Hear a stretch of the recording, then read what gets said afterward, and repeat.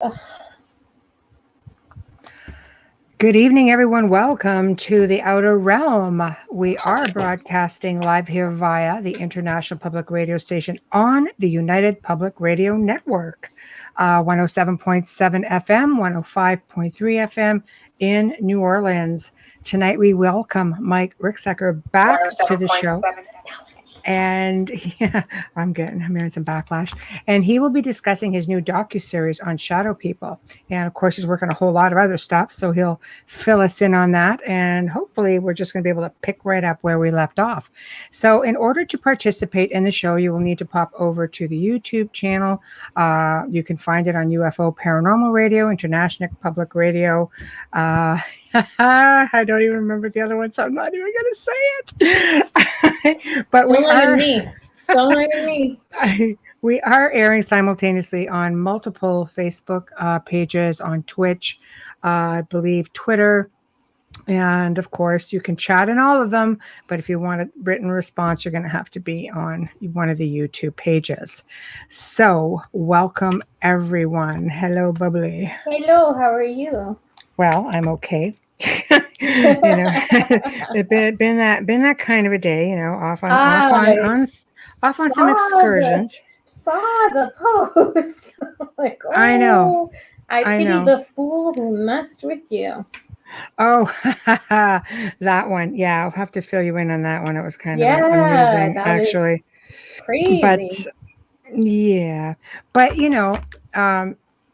off on my travels and you know how I like to find these little treasures and stuff, so found a really big colossal treasure that I have to go get tomorrow. No, you? Yeah, it's part of a church. I don't believe it. It's part of a wow. It is. The part she loves most, the furniture. No, it's not a piece of furniture. It's like it's big. There's a few pieces, but anyway. Nice. Because as you can see, I love that the sort of the Gothic decor. So I'm just okay, guys. I'm just on here. I'm going to accept. I have to come in and accept your post here. Yeah. So thank you. I've kind of been a little bit airheaded all day, and was supposed to phone a good friend on my travels and completely woofed on it. So just one day it kind of rolls into the next day. But aside from that, it's all good. How about you? How are you feeling? We'll leave all that right there without being ripped right off the internet right now. But no, yeah. I'm a lot better, thank you. Okay. Yes. What I'd like to tell the audience, if you're listening, if you come to the Outer Realm on Instagram, or if you come to my Instagram page or on Facebook, you'll see in the story, especially on my personal one, and you're welcome to see the story without having to follow me. I don't post that much, but I do interact. Anyways, I'm posting a lot of positive messages, and that's all you're going to see for me. You're not going to see news sources. You're not going to see any of that stuff because we get inundated with that enough as it is. And I've noticed that everyone who's watching, it's grown. And I'm so happy because that means that all my work in trying to find these really amazing quotes from some of the greatest, in our times, like Oscar Wilde and David Henry Thoreau, and you know what I mean, like all of these, and Eckhart Tolle, and there's just so many of them. But anyways, if you're feeling down and you need a boost, just please help yourself. Go over to the story, click on it, and maybe I can help you somehow that way, because I can't believe how much it's growing and how many people are actually following it that I'm not even following, or they're not following me on Instagram, but yet they'll find it on Facebook, and I'm really happy with that. It makes me feel good to make other people feel good. So this is my way of reaching out, even though we're in lockdown. Yeah. So please come by and enjoy it and take a deep breath when you're reading them. Yeah, or just go check out my rant. Yeah. Or you could check out Michelle's rant. And I never rant. No, so when I was really shocked when I saw that. I go, I pity the fool who did this to Michelle, because she because it was a fool who did it to a family member of mine. Oh no. Yeah, I know. So I'll leave it right there.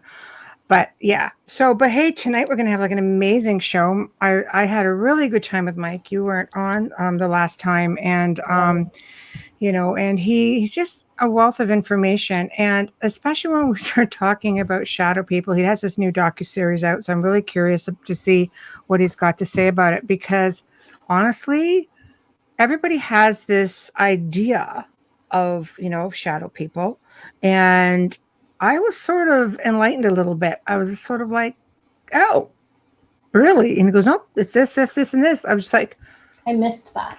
I don't think I've really come across too many friendly ones. So I can speak from personal experience. I have never. I've had nothing but battles with them, but we do the same work. So yeah, so we work together. Yeah, it was interesting. So if he's ready, if he's here, and if Joe has him to bring in, like to get the party started, because he's got like a whole lot to talk about, and can't wait. Hey there, how's it going? Good. How are you? I love that big radio voice. I love that. Yeah, Thanks. unlike the Disney voice on this end. No, it's true. It's nice to meet you, Mike. I'm sorry I nice to meet you. Yeah. Last time you were on, my dad had passed away, so I had to take some time off. Thank you. Mike also had a loss. I'm so and his family sorry. Also on the last show. Not easy at all. That's for sure. It's tough losing them. Even when you're in this field, people think that it's easier for us because we have a different understanding. Our losses are just the same as yours are, whether we're still human here or anything. Exactly. What? Right? Somebody forgot to tell me that. No. It's like, what? Yeah. No. It's true. I think it's a big misconception. I tend to view death a little bit differently, but then I haven't lost a parent. I haven't lost a child. Friends and stuff like that. Family. Yeah. No, yeah, I know. Sorry. So, it's, and we're in different times right now. And I like that, all of these shows, not just this one, but all of our shows and many other good shows out there just sort of take people away from that every week. And I think it's awesome. I would like to pick up a little bit about where we left off the last time, because we touched on a few different things, but maybe just to elaborate a little bit or touch on things that some people may have missed if they did not catch the first show, and then you can tell us about your docuseries and why shadow people. What is it about shadow people? Honestly, but I understand people have a lot of questions about it, and I'm one of those people. Right. So where to start? Where to start? Okay, what are they? Why? What led you to want to research them specifically? And how are they different to you? Yeah, what are they is a really loaded question, because there are a lot of different things. There's no like one, cookie cutter answer to tie it up in a nice little bow and say this is what they are. They are and can be a lot of different things. But what got me into it, I was very young. I was 8 years old. Woke up in the middle of the night, and there was this tall, dark shadow standing in the corner of my room. Of course, I had no idea at the time about shadow people or shadow entities, shadow phenomena, anything like that. I just thought there was an intruder in my room and it was about to kill me. But that's not what happened. Of course, I was terrified being that age. I was trying to scream. My mouth had opened up. Nothing was coming out. And then it did something very unusual. It approached my bed, took me by the wrists, crossed my arms across my body, and then ran off down the hall, in of all places, into a closet. By that point, I found my voice, it was very unusual. But by that point, I found my voice, found my legs, ran off to my parents' bedroom, and they tried to console me, told me that I just had a bad dream, but I knew I'd been awake for this whole thing. So that was the first encounter. The second one, I was 13 years old. We were just moving into a new house. We'd moved from Massachusetts to Ohio, and I'm just putting things away in my bedroom, unpacking boxes, putting things away, and I kept seeing this figure standing in the doorway to my room, and I turn and look, and it would run off. And this one was a little bit different than the other one. The other one was very solid. This one was more translucent. It was very fast. And this kept happening over the course of several days, where I'd be unpacking boxes, putting things away. It would be standing there in my doorway, and I'd turn and look and it would take off. So I ended up asking my mother about this. And I guess she thought I was a little bit more mature at that point in time. And she told me she had seen the same thing too, which was, a great affirmation, and helped me to realize I wasn't crazy for seeing this thing. And she wasn't, definitely a bonus.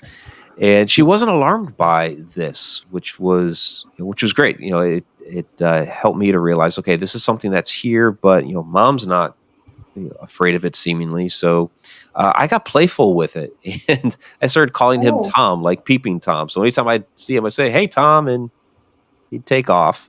So that lasted for about 3 or 4 months, and I just chalked it up to somebody that was in the house, was curious about the new family, and then deemed that we were okay, and it went about its business. I have to say, you're probably the only person I've ever heard of who plays with shadow people. Yeah, I was just thinking that. I was like, kidding. wow, and you weren't afraid. No, because it wasn't doing anything. Yeah. And that's kind of the thing. I know that there's really a mix of different stories. There are plenty of people that have experienced the more nefarious kind. And I get a lot of questions about those. And there are ones that, yes, are mean, nasty, and nefarious. There are ones that are actually benevolent and actually do help people. Most are just rather benign. They just stand there and they're watching and observing. And a lot of people get scared of them because a lot of times it's creepy. An intrusion.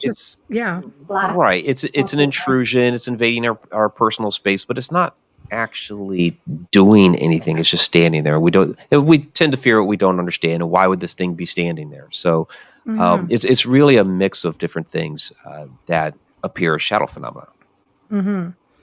Okay, so let's just go with the Peeping Tom, who just lurks around your house and stares you down. I love that you named him.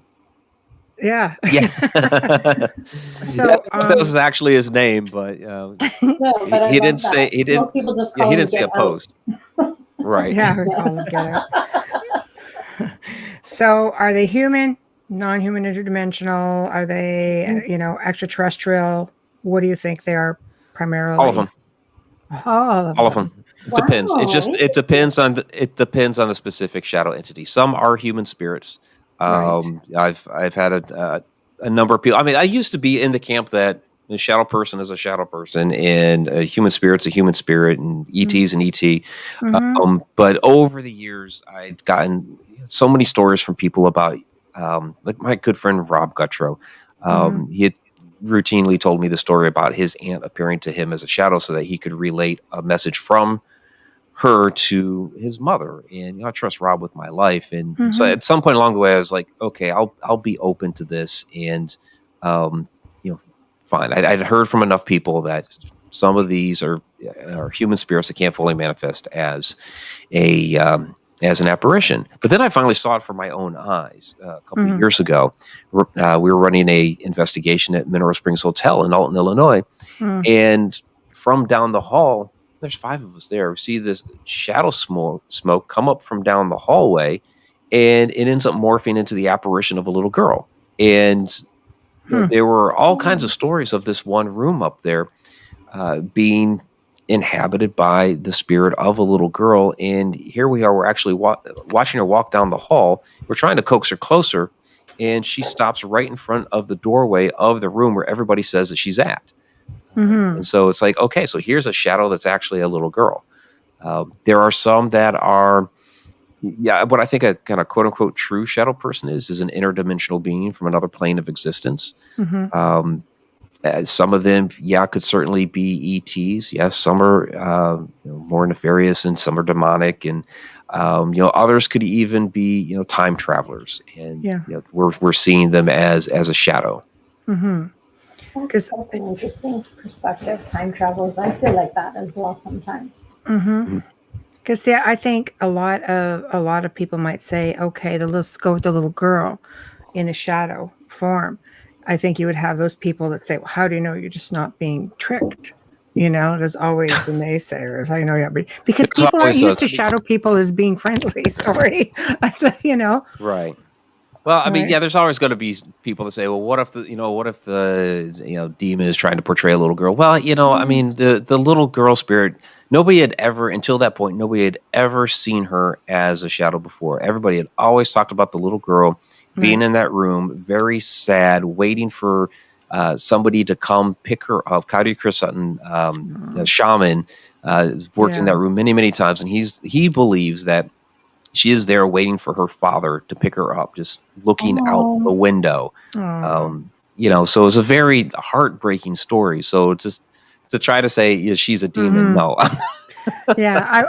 I wonder maybe if people had seen shadows before, just not you got to see her change. Maybe they've seen her in shadow form, just not realizing it's her that they were seeing. Yeah, people have seen shadows up there before in a variety of different forms. Some people have seen, a shadow man up there. As far as maybe shorter shadows, I mean, I hadn't heard that specific story, but Right. I wouldn't be Right. opposed to it either. Right. Okay. What about the Hat Man, the Shadow Hat Man? That seems to be a bone of contention with some people. They're nasty. They're mean. They're just blah blah blah. If you see a shadow with the hat, run the other way.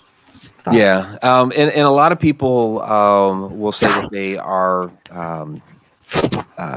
energy vampires, that they come to strike fear into you and feed off of that fear. And there are a lot of reports that say, well, yeah, that is one thing that they are.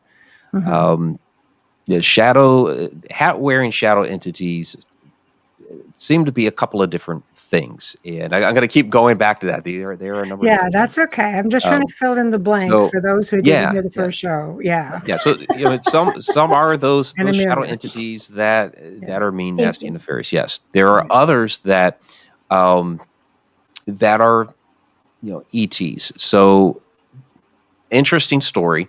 Albert K. Bender. In fact, I have the book right here, Flying Saucers and the Three Men, from the because I did a presentation on that not too long ago. And this is a story from the 1950s. He founded the International Flying Saucer Bureau, and he was scared off of the whole thing by these three hat-wearing entities that materialized into his room. And they had the glowing eyes. They were wearing the hats. They were shadowy in nature. I mean, basically the whole deal that we usually attribute to, hat-wearing shadow entities, the Hat Man, whatever. And to him, they were ETs. They wanted him to stop talking about UFO phenomena. He had put this newsletter. This thing had gone global within less than a year. So it was really big. We're talking 1952, 1953, around the time of the big UFO flap. And so he was visited a few different times by them, and he did stop his research into the UFO phenomena. And he was saying that these were ETs. Well, there are other people around the same time that would chalk the phenomenon up to the Men in Black. So it's kind of like we're talking about very similar things, but they're all a little different, because like the Men in Black, I mean, they're shadowy government agency. I spent a little time at NSA, so I met some of those guys. No pun, but they're no human. Right. So yeah, we're talking about a lot of different things here when we go down this route. Okay. Wow. So you decided to do a docuseries. Why don't you tell us about that? Sounds exciting. Yep. The Shadow Dimension. It's out now on Vimeo on demand, Zuzu, which is a Canadian streaming service, and then Quasum. And there are other platforms that it'll be available on here as soon as whatever the distributor's doing on their side. Right. Yeah. So it's a 6-part docuseries, and basically the whole premise is to go to locations that have reported this activity, that have also reported like portal activity, vortex activity, that sort of thing, there to see and try to determine what exactly these things are. Can we experience one while we're there, and can we get to the bottom of why they seem to manifest at these type of locations? Now, this was all filmed during COVID, so the original idea was to get to a lot of places and do this. I was only able to get to 2. The one was the Conjuring House, and then the other was Mineral Springs Hotel in Alton. So so it was still fascinating. We came a across a lot of interesting activity from a paranormal perspective. But we also discovered a number of things about the about the location of the Conjuring House and how that may actually be charged. I'm good friends with Andrea Perrin. I have been for a long time, so we've talked about a lot of the different experiences she's had there. I'm also good friends with Carl Johnson. We had him involved with the docuseries as well, because he experienced rolling black smoke on that second floor that basically came out of Andrea's old room toward him. This is like back in the early 1970s. And so he's actually experienced that there a couple of times. Andrea had experienced it there when she was growing up in the house. So there's a lot of interesting phenomena that happens there. It's like, okay, let's go there and see what we actually get.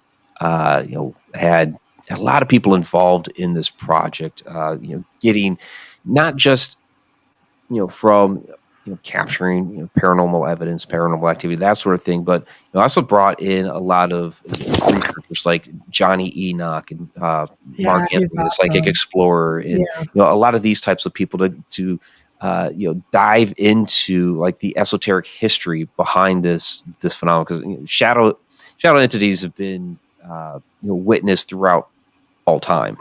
So we get into ancient Egypt and ancient Sumer, and how the different things about the pyramids and all kinds of interesting things that actually relate to these shadows. And then one of the things that I did capture there was what looks like an interdimensional phase shift. And so we examine how the house may be actually charged. Like there's almost like a little power plant down in the basement that seems to be charging this whole place, that's spawning this activity throughout the house. Wow. And what is the cause of that? Is it a natural anomaly? Did they just build a house over something that like a natural event? Well, I mean, like a vortex? Yeah, people talk about like people say ley lines, but really what it is, Earth's energy grid, the telluric currents that are running through the Earth. So there may be that there, but even without that, you're looking at a house that right now it still has an open well in the basement. So there's a water source right there. You have limestone walls around it, and then capping those limestone walls are blocks of granite. So because that's not like a supercharged setup right there. Wow. Exactly. Right above that. You end up with all of the factors in one place. Exactly. Right above that is the room in which two very significant things happened. One was the seance that had gone bad, that everybody, when they watch the Conjuring movie, they think it's a demonic possession, but it's actually a seance that had gone bad, and that's the room where Carolyn got thrown into after whatever they had conjured up had tossed her. And also what happened in that room was a time slip in which Carolyn and Andrea had actually observed from that room, looking into the dining room, a family from like the 1700s suddenly materialized into the room. There was a woman cooking over the fire to a fireplace that had been closed up for 100 years. There were children running around, and then two men sitting at a table with these pewter tankards. And the one man looks at the other and says, "Well, you look at that." And they're like, they turn and they look at Carolyn and Andrea as if they were the ghosts. So it was like this total time slip that happened right there. Yeah. It's absolutely fascinating. And then above that room is where that rolling black smoke was seen. The bedroom where Cindy was tossed around on the bed, and all kinds of crazy things happened up there. So you're seeing this like just column of paranormal activity from that basement up through the house. It's a funnel of energy. Yeah. I mean, you're lucky if you can find one of those factors, really, but to find it all coming together, it's almost like the perfect storm sort of situation. It's just all of these factors come into play, and Jesus. Well, they had everything there. I mean, Andrea had ET experiences. They had demonic entities. They had ghosts. They had spirits from the past. there wasn't anything that didn't touch there. That creek beside them didn't help. The bar didn't help. You know, all that stuff. It was definitely a cocktail for, you know, one heck of a paranormal ride. Yeah, absolutely. Really fun. You name it, it's pretty much happened there at that house, and it attracts all kinds of different entities, and so that's something that we were, you know, looking into. You know, we explore, you know, the idea of, you know, vortex energy, the you know the magnetic energy welling up from the Earth's core that'll spawn off these portals, and the one capture that I got was, you know, basically, I call it interdimensional phasing because it's like this total phase shift in the photograph, and you guys have to watch the docuseries. But essentially, as you're looking at this photo and you're looking through the doorway from one room to the other, you see this this window that's there against the wall, the exterior window, but it shouldn't be there because it's behind. Mhm. Looking from one room to the other, it should be behind the wall, but it's shifted from behind that wall into the other wall that actually has a chalkboard on it. It's like, what in the world is going on here? And it's, you know, with that energy there, I think we're getting a glimpse of, you know, phasing out from one dimension to another. And you know, we're talking a lot about the Conjuring House, but, you know, we're exploring some of the similar type of things in the other few episodes when we go to Mineral Springs. That one also, it's basically, it's been filled up with a bunch of junk, but it has the old mineral spring right there, which is this, you know, well, this cistern that goes into the ground. Mhm. It's right there along the Mississippi River. You have the limestone bluffs. It's right up the river from Cahokia Mounds, which is, you know, an ancient ceremonial site.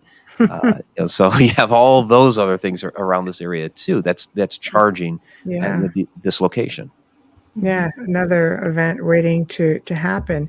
When you look at places like this, is this something that can be, I don't know, I get, can you close up this sort of a dimensional shift, rift, you know, block the well? I don't know.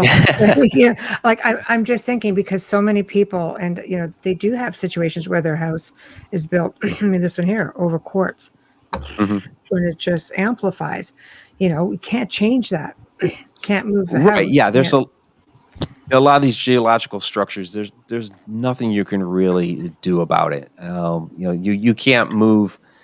You can't move the limestone bluffs. You can't move. I mean, I guess with the Conjuring House, you could tear down the house, but I don't think they're going to do that. You know? No, no. With No. Mineral Springs, they still have that open. They have filled it up, but, you know, we're down there with the dowsing rods, and just immediately you take the rods out, and boom, they're pointing right at the well. So, So, you know, yeah, it's a thing so for yeah. sure. Yeah. So, well, that's, you know, And then it's the like, Mississippi River's right there. You can't move the Mississippi River. So, yeah. And nothing happened on that river. No, not at No. all. No, there's no blood spilled in there. no. Wow, it's crazy. Mind you, you came from Massachusetts. Massachusetts is basically all haunted. The entire flipping Yes. state. Yeah. That's a lot of experience. Mm. It's my favorite state, by the way. But anyways, Oh So yeah, what, I love Massachusetts. That's yeah, it's so pretty. so what do you do if you move into a place that's fully loaded like this and you have activity and let's say you don't want to move? Is there a way to calm it down? Is there a way, or do they just contact you and say, okay, educate me on this and how do I deal with, you know, this family that just keeps popping up and looking at me? And I mean, I've encountered a time rift, not quite in the same context, you know, and we tried to research where it was coming from. I mean, these people saw us and they were describing us sitting at a table with electricity and, you know, an open door, and they're in a plane and they're just like, oh, there's a door. I'm like, no, don't come through the door. Whatever you do, Don't do that. don't come through the door, because you could hear this like warplane, and I was like, good grief. So, what do you do with something like that? You can't really stop it, and if you're skittish, right. Yeah. You you're not going to be able to make it fully stop. I mean, you can do things to try to more positively charge the atmosphere. I mean, I could sit there and say sage down your house constantly, but Right. you can, especially in locations that have a lot of these geological features to it. You can introduce other types of stone onto the property to try to adjust that and maybe tune it a little bit. Again, you're not going to be able to totally stop it, but you might be able to do something to at least get the vibration to change a little bit so that maybe it's a little bit more positive. That's a fantastic point, because a lot of people use crystals for healing and other stuff. Why not use it on a larger scale? Yeah, exactly. Well, I mean, that's what the ancients did with the standing stones and all of that. They knew that the energy was there in the ground. They were trying to harness it for different reasons. Depending on what they were doing, they had their different configurations, or they used various types of stones to be able to do that stuff. Absolutely. Wonderful point. I think we forget that sometimes.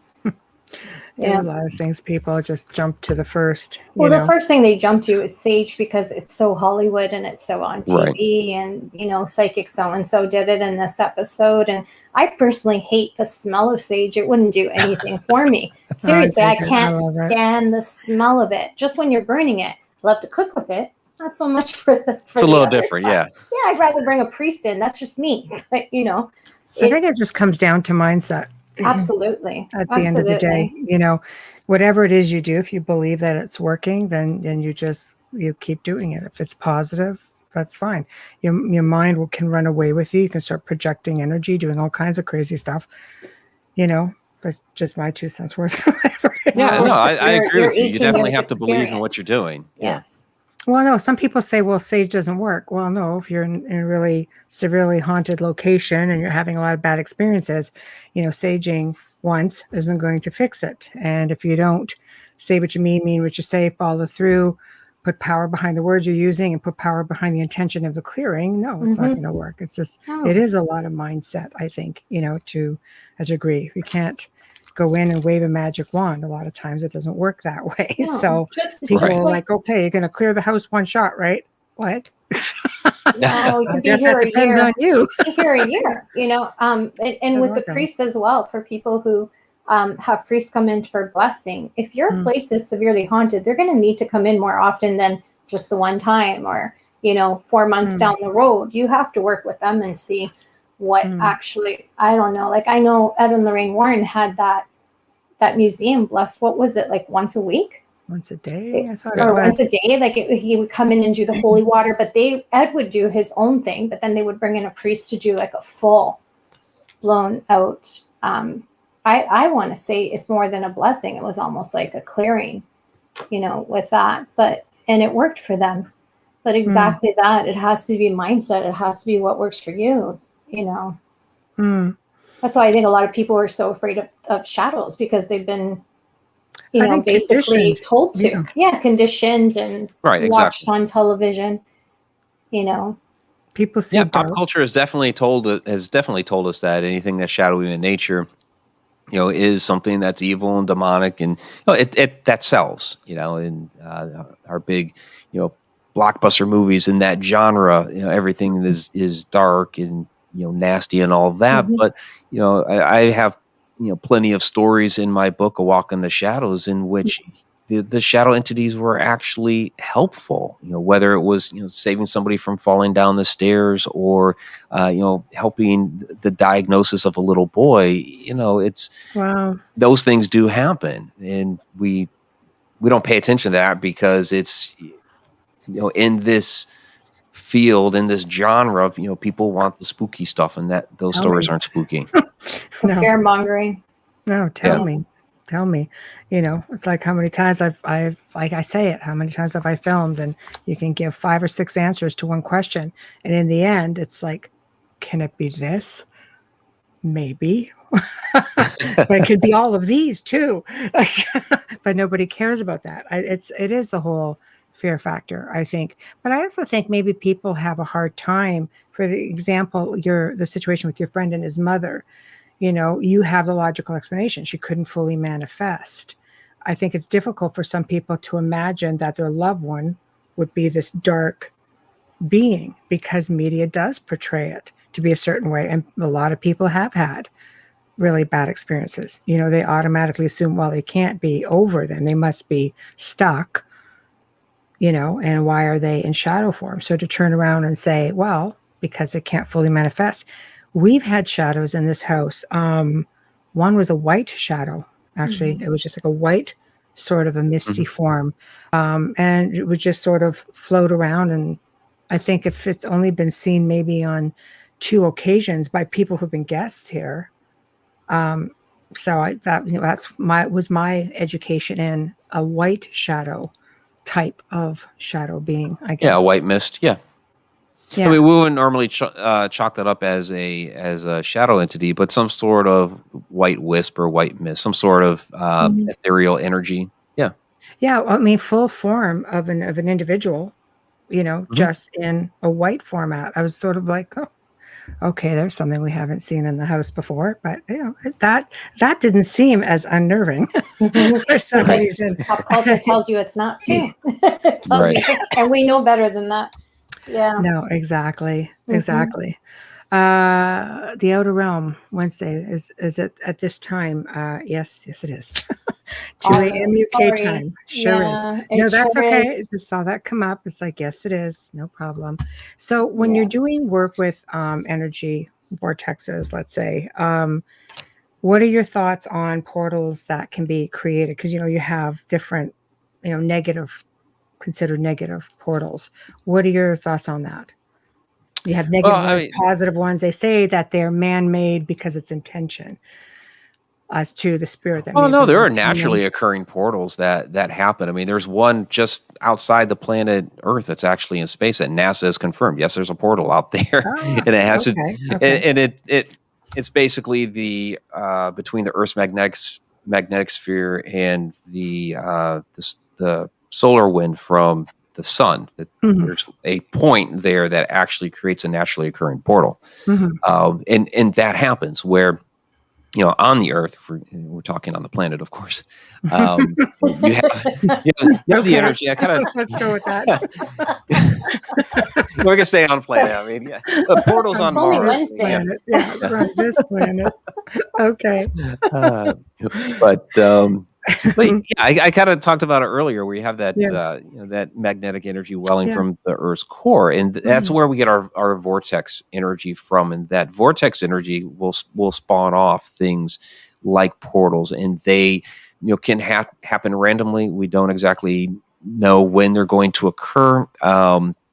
The Bermuda Triangle is one that's you know, a place on the Earth that's really ripe for that to happen. You hear a lot of stories about you know, portals occurring down there. Bruce Gernon is a survivor of a portal there, where he flew right into this, you know, this tunnel of energy. It was the clouds are swirling around and basically made that tunnel, and he ended up flying right through it. Didn't really have a choice because of how everything was happening, and yeah, basically he lost time. Oh, absolutely. He ended up in Miami like a lot sooner than he was supposed to, which is really crazy. And you know, I was on the Alaska Triangle, and that was one of the things that we were researching up there was the you know, the vortex energy up there and how it interacted with the environment. And one of the things was the portals that would occur up there, and you know, are some of these people going missing up there, or some of the airplanes going missing up there.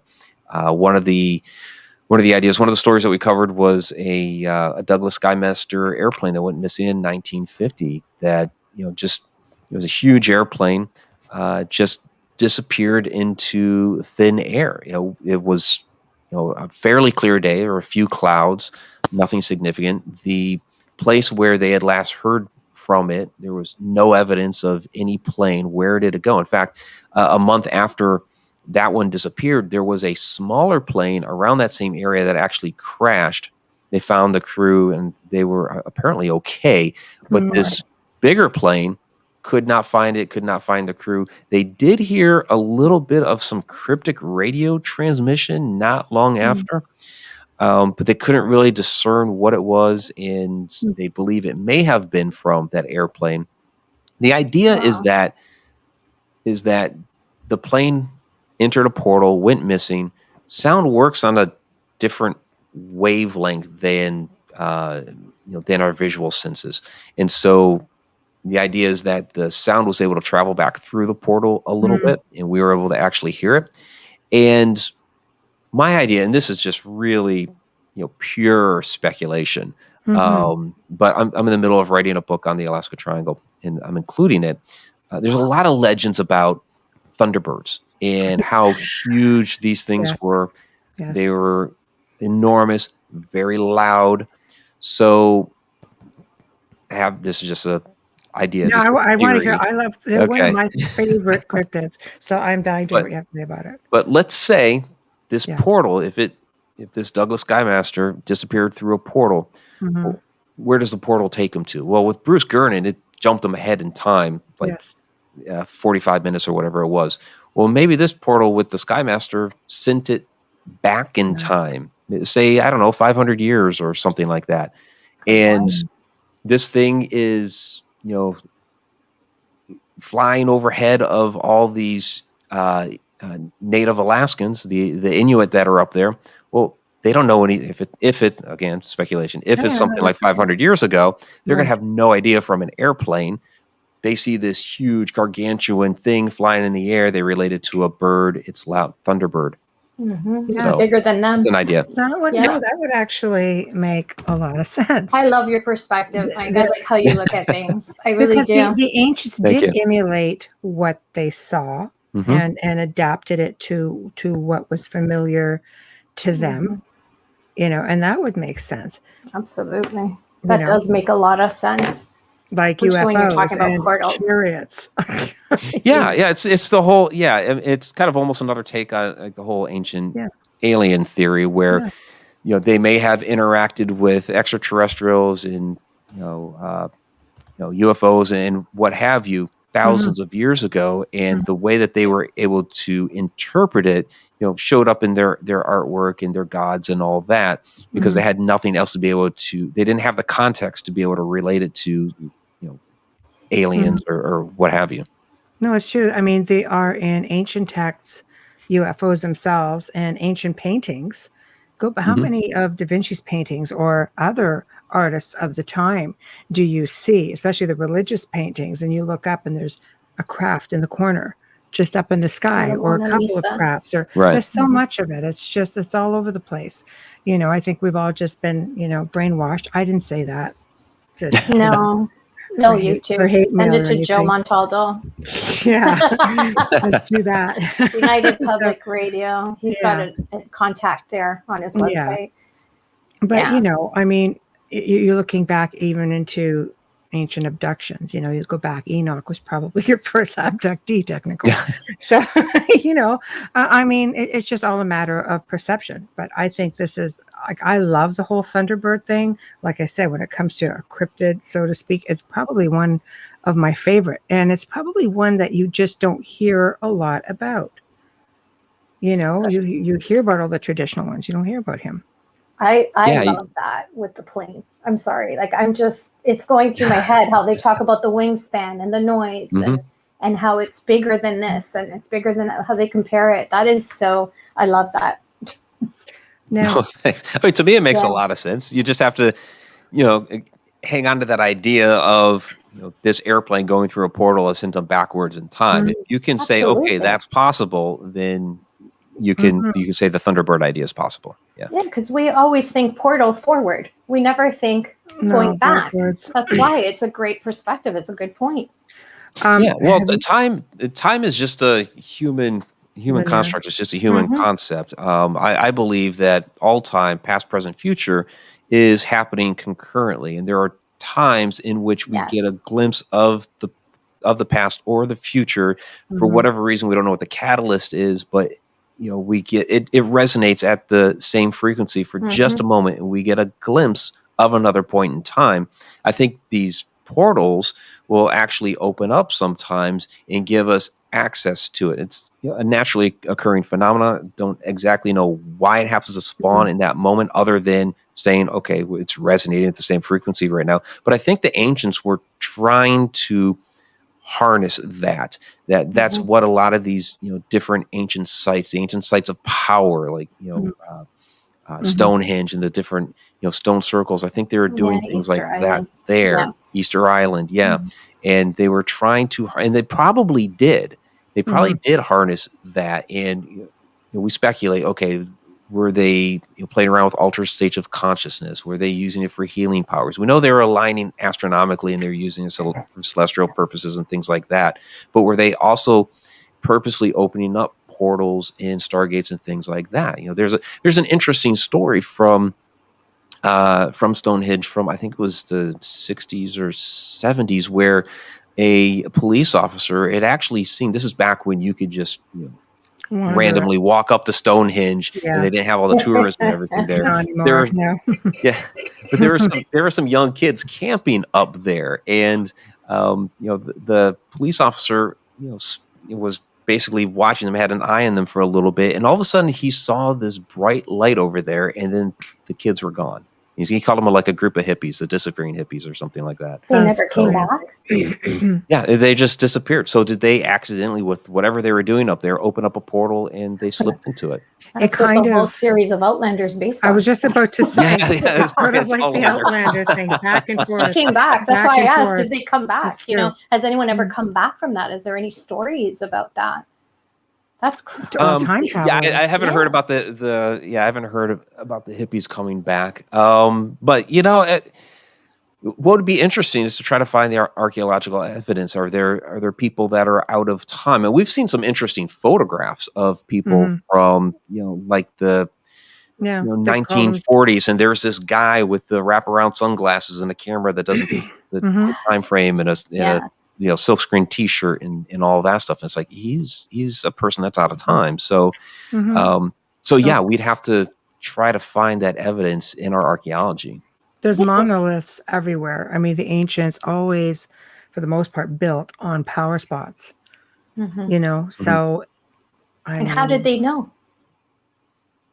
Yeah, they knew where those currents were. They had their means. I mean, today we could find it using dowsing rods. Exactly. Right? That's one of the things I was doing up there in Alaska on the Alaska Triangles. I was up there with the dowsing rods, and I found a line running basically from the top of Flat Top Mountain down to Anchorage, and so they would use technology like that to try to find those lines. Be like, okay, this is a spot where we build it, so we can tap into that energy. And now we look at those sites. We just take a look at a map and here's a site, here's a site, here's a site. And that's what gives us our quote unquote ley line, is those, those geodetic sites that have all lined up. That gives us our ley, but it's the telluric currents under the ground that they were tapping into. That's why these sites line up. Yeah. It's funny, like you say, we used dowsing rods back then. I think it was something very similar. And I only know this because, not because I was there, but because we have an elderly man here up in Canada. And he would go and he would look for graves, nesting graves, and he would do it with a stick. And I mean, bang on, he would find them every time. If they were leveling an old jail or an asylum, things like that, they'd say there's a missing graveyard here somewhere, and you'd see him just out there with this stick that just did this, would just sort of vibrate up and down. So I wonder if it's something along those lines. It's quite fascinating to watch him do it. Like, it's definitely a technology. It's definitely an ability. Give me a stick. It's definitely an ability that seems to have gone through time, because it's not, how many of them? Some of them are more technically advanced than we are now, for God's sake. So I'm just taking that's my perception. What's kind of a shame is that, because of the television shows and YouTube and things like that, a lot of people kind of scoff at the use of dowsing rods, because somebody on camera could try to manipulate that. But if I'm trying to find something, I'm gonna be honest to myself, because I'm trying to find something. Yeah. So I'm not gonna. Yeah. That's so there are some people That's out there integrity. with integrity. Yeah. Exactly. I love dowsing rods. Yeah, there are engineers today that will use dowsing rods to find pipes under the ground. Yeah. Oh yeah, for sure. It's so primitive, but a lot of researchers are even very old school. Pen, paper, dowsing rods, old-fashioned tape recorders. They don't want any of this new fandangled digital stuff. Like I know some old school that just won't use any of it. Parabolic.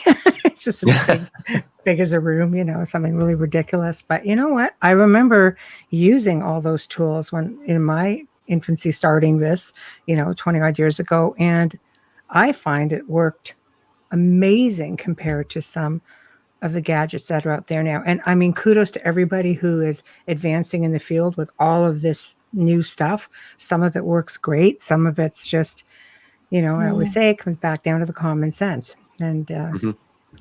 Yeah, let me tell. I'll give you a really interesting example that happened just last month.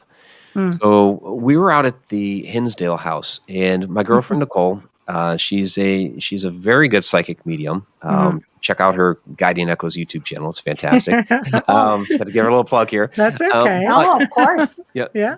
But she had never been there before, and we're just walking from the backyard toward the stairs that go off into the woods, and she hits this point where she's like, "Something's changed here. I feel like everything before this point was the energy of the house. Everything beyond this point is the energy of the woods and beyond." It's like, okay, that's interesting. So I took her around to show her some of the other areas. Later on, I got out the dowsing rods. I'm basically walking the same path from the house up toward the stairs that go off into the woods. And right when I hit that point, the rods had been straight out. I hit that point, and all of a sudden, boom, the rod suddenly just did a 180 on me and turned the other way, right at that point where she felt that energy shift. Wow, That's very cool. That's a great validation for her. Yeah. A good medium will be a natural dowsing rod right off the bat. Yep. You'll be able to flow with that energy. And it's funny you say that because one of my dearest friends, knew the history and spent time at the house long before the current proprietor, Daniel. And she always said there's something that wasn't right about the woods. It was just there's more going on with that land. I mean, there's stuff going on in the house, but there's more going on with that land. Yeah. And she always said that. Yeah, she always said, you know what? You walk there. She recalls walking along an adjacent property, and just as she came to the clearing and saw the house just off in the distance, she said it was strange. She goes, because I just had the urge to just stop. It was like a wall was there. Oh my God. I know. That's so creepy. I know. Yeah, and she said, creeped me out, but it's weird. She said it creeped me out to the point, she goes, where the whole clearing got loaded with crows. It's just like they blocked her view of the house. Yeah. So it's almost like, she goes, it's weird. It's almost like it knew, whatever is it within the forest, knew, like it really wigged me out. She goes, because all of a sudden it's blocked out the house. And then I completely relaxed. I'm just like, that is just bloody weird. Yeah, the crows are phenomenal creatures when it comes to They are, but like messengers, yeah. protectors, whatever. It's just definitely fascinating though. Yeah, when I was there a year and a half ago, I had a really, really interesting experience in the woods. I was just there with one other person, and we doing our little investigation out in the woods, and we kept seeing this blue light dancing back in the trees. Like, what's that? What's going on back there? It was doing something really bizarre where it was like getting blurry, and then it sharpened back up and become clear, and then get blurry again while it's moving amongst the trees. And we couldn't get it to come any closer, and we didn't want to go too far back in there because you start getting at somebody else's property. So we decided to go back down, investigate inside the house for a little bit, and then we were sitting out back by the fire pit, just kind of shooting the breeze. And then all of a sudden, down out of the woods come all of these little blue lights. It was like that one big blue light had dissipated into all these little ones. And this is they weren't fireflies. People always say, well, they were probably fireflies. It's like, no, this was late September. It was not the season. Not a firefly. And fireflies just kind of taper off and then they show up somewhere else. And right. They're not blue people. They're not blue. Yeah, they're not. Well, there are blue fireflies, but they're down in the Carolinas. Okay. Yeah. They only come out in June. Yellow. Yeah. And so, we're upstate. Well, not upstate, but, we're in the Finger Lake area of New York in late September. So we were not getting blue fireflies there. No. But the ones in the air, there were some in the air that were maybe like knee height, maybe chest high, that were twinkling. Then there were these other ones that were on the ground that would kind of like get really bright and then they dim out and get really bright again. And we're like, what in the world is all this? So we're like down there with flashlights. We're trying to see if it's a bug or something. And it's just, we couldn't find anything. We're trying to get on camera. Infrared wouldn't pick anything up. The full spectrum didn't pick it up. I just ended up with the camera. Yeah. I ended up with just the camera out, no filter, nothing. Just seeing if I could get up close on it and actually capture it. And I have like this real blurry little blue for like 2 seconds of something when they're all over the place, bright as can be, and somehow it's not picking it up. It was the most amazing thing. Of course, we didn't know what else to chalk it up to. We were like, okay, so fairies? I mean, what else would you call them? I was going to think, I'm thinking it sounds like fairies and fairy dust. And I don't know. You know what? There's a lot of indigenous stories up there. And, the land with, the indigenous native culture. Who knows? Because, I mean, they dealt so much with earth spirits. The indigenous do. So makes you wonder, were they some kind of an earth spirit? That stuff just doesn't go away, like elementals and such, just because time moves forward to the present. I just think it makes you wonder, like, do we really stop and pay enough attention to our surroundings? Even as researchers, I mean, we're trained to pay extra attention to our surroundings, and how many people just, even in everyday life, the example I use is leave a glass on the table, go to work and come home. If the glass is moved, would you say to yourself, oh, God, that glass is moved? Or would you say, oh, yeah, right, I forgot to put that away? Life gets busy. Most people say, yeah, I forgot to put the glass away. I live in a haunted house, and I'd still say that, so. God, she's not kidding. I thought she had a cat. She's not kidding. No, there's lots in the house, but it's benign. It's friendly for the most part, Right now it is. Oh, yeah, every now and then something comes in, it's just like, okay, whatever. But right. But so I just wonder, paying attention to detail. I mean, I guess if you're out in the bush, you're going to see a little blue light. But even then, in though, when you're in a forest, I mean, there's so much going on. When you stop and just focus around you, you're going to hear a lot of noise. You have to almost, and I think anyone who do this, you don't have to be a medium to do this. You kind of have to just compartmentalize like all of it. Just like, okay, I hear birds, I hear this, I hear that, and break it down to what's not supposed to be there. And I bet you'll find something. I did the haunted forest in Romania. That's crazy. I spent wow. Yeah, I had 4 hours trying to compartmentalize going. No. She had a nap. She had a nap, Mike. She had a nap in there. A nap. Yeah. Did you really? I did. Like yeah. How? Well, not during the day though, but it's because, I just wanted to listen and take it in while it was light out. I just wanted to take it in. There's no sounds in the forest. It's completely silent, except for like it's this droning sound that you keep hearing, which everybody says, and the locals say, no, it's a gateway. You could hear it. I only found out after the fact that it was under a no-fly zone at the time, which was weird considering the airport wasn't really that far from it. But so you don't have any sounds. So if you don't really pay attention to what exactly, is there anything here that you can take in and get your bearings with?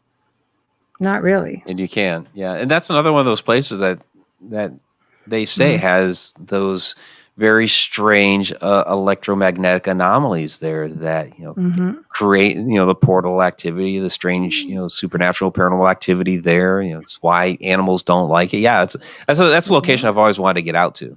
Oh, no animals, no crickets. It's fantastic. Nothing. No, there's nothing. There's no birds. It's very strange. It's eerie in that way. Of course, the trees are all bent out of shape and the trails are all marked. So you go in. So you don't get lost. Exactly. Well, exactly. Any hiking trail, really. No, it's 4 kilometers in. It is quite a distance to the circle for where it's better for you to park, right? And there's 6 ways in. But you don't see, we didn't see any, let's say, squirrels or any type of wildlife. There are bugs, but birds, things like that. That really fits in with the demonic, though, doesn't it? Squeeze in no way. There's roaches. No way out. No, we saw some weird ass shit happening in that freaking forest. That's all I'm going to say. No squirrels in a forest because that's normal. No, there was weird stuff that happened, and it was just, you just. Yeah, I mean, I gracefully took it. and left. Yeah, I can certainly see the birds staying away because if it's electromagnetic, they have the the magnetite that's there in their minds. It give them their bearings and how they're able to navigate. And so they would want to stay away from something like that. Yeah, that would make it creepy. If there's no animals around, that would be really creepy. But that in itself, quiet. It's too you're quiet. expecting to even you're thinking to yourself, okay, what about the large animals? Because animals are intuitive to things that are going out. But it was this droning sound I kept hearing. It was like a humming. Like a portal. Like just like that. It was weird. After a while, you become desensitized to it, But when you listen to the recordings, it's there in the background, which is very strange. Oh wow! And I wake up in the middle of the day, and there's this guy going across the circle and an old horse and cart, which isn't uncommon in Romania with gypsies. It's really not. He's looking at me weird. I'm looking at him weird. I get up. And he goes through out one exit, and I follow behind, and he wasn't there. Ah, there you go. That's Time not even slip. the scariest part. Ask her about the trees.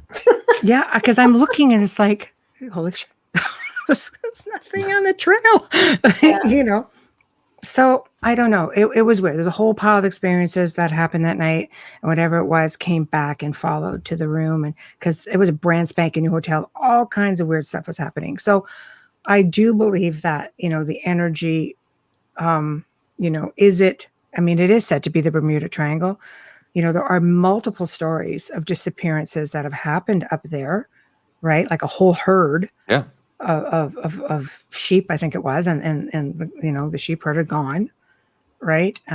There's the little girl. How about that freaking little girl? She disappeared at 5 years old. Okay. Showed up 5 years later, still 5 years old, but totally mentally messed up. With her same little doll that looked like it had been put through a ringer.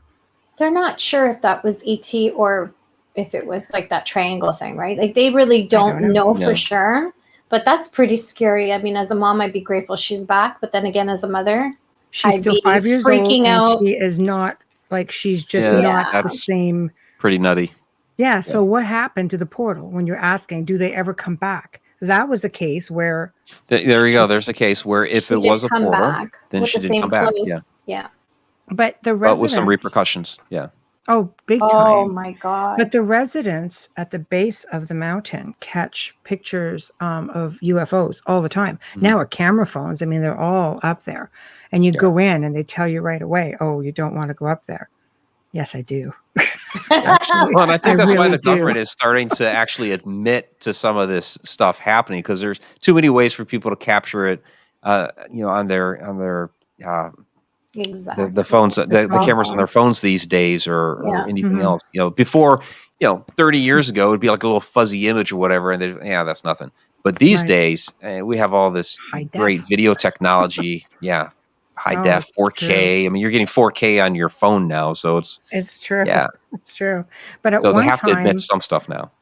Yeah, you can't deny some of it for sure. But at one time, only the University of Cluj, which is where the mountain is located, would do any kind of filming, and they do a lot of documenting of events on the mountain. The university does. I believe they were the ones that did filming for Josh Gates' Destination Truth when he first went, and both times I think they came up and did that. And of course that's changed because now, people camp up there. You see like remnants of campfires, and I'm thinking, damn, I'm bringing a tent next time. But it's just, seriously, trying to get out of there, like when it's dark, but and you're being followed out. It's just creepy. But anyway, I'll wait for you on the outside. Amelia wants nothing to do with it. She doesn't. She knows I don't. She really doesn't. No, she knows I don't. I have this thing about it. I think I'm just too ultra sensitive to walk through there. I don't know. Oh, well, you would. I don't know how that would. Yeah, I don't know how I deal with it. Yeah. I don't know. Some people are just like tuned right in. Like I said, tons of experiences. It's not about me, so I don't want to get too much into it, but I thought it would be a nice addition to talk about like the whole Bermuda Triangle effect, missing people. It's definitely something, because a mountain doesn't just hum like that. Yeah, that's definitely unusual. So, if it's not, mechanical, if it's natural, what is actually making that humming sound? And is it coming from the earth? Yeah, I've heard that about that area. I haven't been out to Romania yet. Red lights in the middle of the night, things like that in the forest, much like your blue lights, but red, and they just sort of float around. So I don't know. It's different. So Alaska, do you think? That is I know. so interesting. Well, I am a fan of the show, I have to say. I've Thank you. watched everything. You're welcome. I've watched it all. I have American television, and I'm grateful for it. So I get to see this stuff. And of course, I get to see people who I know, which is nice. But I find it fascinating. So if there is this vortex, do you think things could be coming in? Obviously, it's got cryptids coming out of everywhere. And UFOs coming out of everywhere, like going into the mountains, and it just seems to be a really unusual area that has a mix of literally everything. I didn't see any cryptids in Romania, thank God. It's a long way. There is a lot going on up there. I mean, Alaska's a very big state for one, so you're going to get a lot of the strange. Not even just cryptids, just a lot of strange wildlife in general. People don't realize that Alaska is like 2.5 times the size of Texas. They usually see it on a map, like in the corner, right? But when you actually stick it over, its actual size on top of the continental United States, it's massive. So there's a lot of room up there for things to kind of get lost, to kind of grow their own little civilizations and things like that. So people speculate there may be actually in some far off corner of Alaska somewhere there may be some woolly mammoths still alive, which would be really cool. Really? Right? That would be cool because they have such a vast, remote area that no one ever goes to, and then with the people of Alaska, such spirituality and all that energy, I could just imagine. I do love that show too, by the way. Thanks. Interesting. It's so interesting to see it in a different, like we always hear about these triangles and all these really tropical hot places. It's really cool to see it in Alaska with all of the sightings, like, with the Bigfoot and everything. It's just the triangle areas are really all over the world. I mean, everybody thinks of Bermuda Triangle. I mean, that's the one that really back in the 40s or 50s where they kind of coined that term, the Bermuda Triangle. And so now any of these other areas that have similar activity, they get dubbed as a triangle. So Alaska's one. Bridgewater Triangles, it's in Massachusetts. Yes, we have one in Lake Ontario, Lake Erie, up near Michigan too, don't we? Yeah, the Lake Michigan. Yeah, the Lake Michigan Triangle, which has a lot, and they have found in Lake Michigan some old stone circles down there, monoliths. So which is really interesting. So, is that powering the triangle that's there? It very well could be. Dragon Triangle out there by Japan. So these things are all over the world. Oh yeah, we don't know enough. Like it's great that you're doing the show because most of us, like you said, are just, it's the Bermuda Triangle, or it's not that much. There's not enough information out there, so it's important. What I like about it, like I say, it just has this blend of everything. I remember reading at one time, I think it was Nome, Alaska, that had something like 200 or 300 for that one year. Whatever freaking year it was. What was the name of that stupid movie that came out? No, it's not stupid. It's excellent. And I still think it's real. I enjoyed the movie. Kind. I love the fourth kind. Oh, I know everybody's like, it's fake. I know, but you know what? There has to be some bit of truth to every story, to every conspiracy. There's a little bit of there's truth a grain to of truth everything. in that. To everything. Yeah. I'm not a conspiracy theorist, but to everything, there's a little bit of truth. Okay, I am just saying that upon further research, Nome, Alaska, in that year had something like between 200 and 300 UFO sightings. And how many missing people? It was high up there as well. There was people who were missing with no explanation as well. That's why they were able to make that movie, because there was actual story behind it. That's right. Help me out, Mike. It's not going to work. I just have it with that. Sorry, Michelle. Amelia's kind of right there. So. Thank you. I kind of have it with that. It's just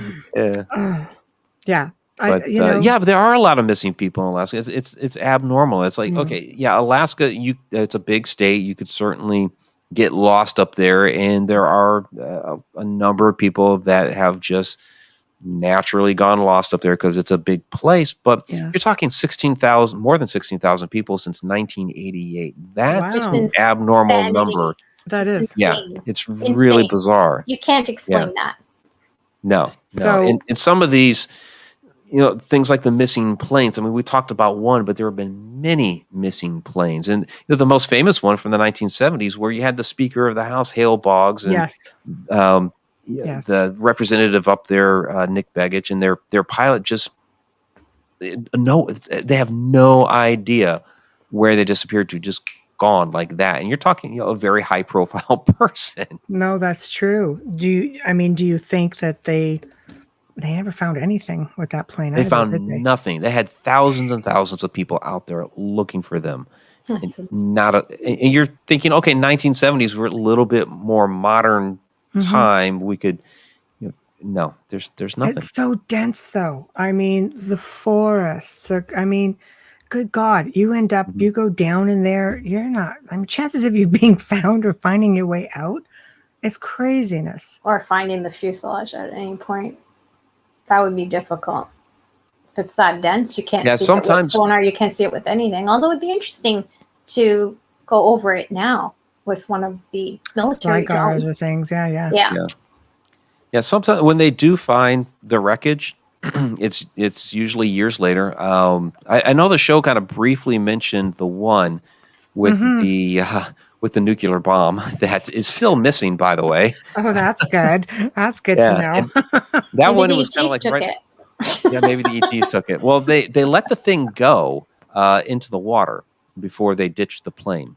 Mm. And that was like right at the southern end of the Alaska Triangle. But when they had to get rid of that plane, it was on a training run down to Montana. They were testing distance, how far can we fly a nuclear warhead with an actual nuclear warhead. And when they started having just bizarre mechanical problems, they had to ditch the warhead into the ocean, still down there somewhere. And all the guys had to bail out. There are 5 that are still missing to this day. They did not find they ended up finding the airplane all the way out on a mountainside in British Columbia somewhere, 10, 15 years later or current, something like yep. that. That's crazy. Well, the current, Yeah. it would move that way, right? It would go south. So, what do you make of the disappearances? I know in British Columbia, they find a lot of running shoes with feet in them, hands. They send Oh, people I and remember stuff. that. Yeah. Did they go up that far up? Did they have those sightings that far up as Alaska also? I haven't really heard of that sort of thing up in Alaska, but I do remember those. They send The people and crazy such. feet stories. There's Oh. tons of them, though. Tons of them. I know. It's It's- just gross. And it makes you, Yeah, it's- makes you look at reptilians in a I had different to way. ask because I was kind of wondering if they were floating over from Alaska because all this weird stuff happens up But there. just feet Nothing and hands, happens in that's BC. bizarre. Come on. That's You know, right. No, I will say, as far as give like it to me. Give it to me. You know it. losing a body part, not human. This is back to airplanes. I spent 3 years in Alaska when I was in the Air Force, which is one of the reasons why I got brought into the show. Mhm. And within a few months of being up there, I got up there in November 1992. That April, there was a plane taking off from the Anchorage airport, and an engine just fell right off the plane and landed in a supermarket parking lot. Just absolutely That's crazy in the out of nowhere. actual- Really? Yeah. Yeah. Oh my God. Can you imagine? Somehow nobody got hurt because there was like shrapnel falling into apartment buildings and all kinds of stuff. Somehow nobody got hurt. Good grief. bizarre. That's crazy. See? You're just walking along, strolling along with your carriage, your groceries. for Could the you day. imagine, like, you're And it in the misses parking lot you. of the shopping of No. the supermarket, or you're walking out, and all of a sudden, boom! Yeah, and it misses you. Yeah. Just I was on the like- back side of the parking lot, fortunately, and nobody Thank got God. hurt. Oh my Still, it God. was Yeah, that's bizarre. crazy. Did they figure out why? Like, which is a natural occurrence? Or they is this just like they electromagnetic just or chalked it up. Yeah, they just bad chalked it up engineering? to faulty structural integrity or whatever, but it's Really? like, shit, And I would yeah, chalk that's it just up a little to bit beyond that. interdimensional drop is what I would chalk it yeah, up to. you could chalk that up to, again, the electromagnetism Yeah. of the triangle That's doing what I its would thing. have thought. Yeah. Yeah. That's crazy. And of course you have like, you guys have underwater cryptids, you have, of Mhm. course, Bigfoot, you have Thunderbird, you have little people, you have like, I mean, there's just a mix of all kinds Everything. of stuff. Well, yeah, watching the show is just love like, it. I mean, that's what I liked about every segment is it was just sort of bounce around with everything. But it's I'm the most fascinated, I think, by the crafts that just seem to head right over into what's the name of the mountain that allegedly just opens up and they go right in. They think there's Oh, an alien base in it. yeah. Which one was that? Yeah, Like it always Space eludes me Mountain from when the I'm Disney movie. okay. I always bring everything back Amelia. to pop culture. Sorry. But yeah, they get a lot of UFO sightings up there. Even when I was up there, people talked about it. So, yeah, between the underwater bases and then UFOs all over up there. So yeah. Mm-hmm.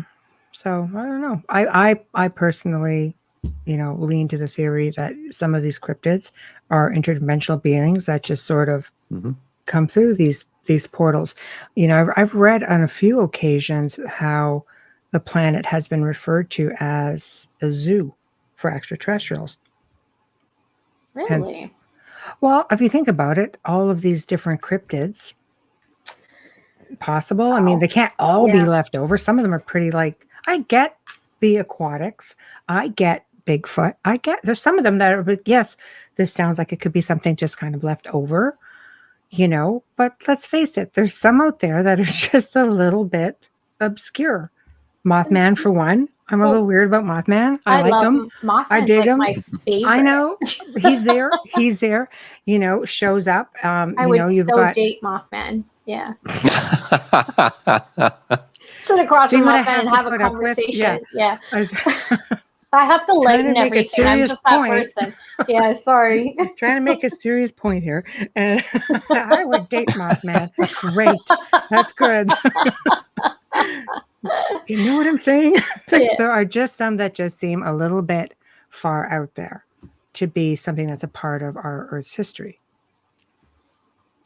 Yeah, there's definitely been a lot of unusual stuff reported over the millennia on Earth, and whether some of it's, whether it's interdimensional or some sort of ET visitation or something left over from prehistoric times.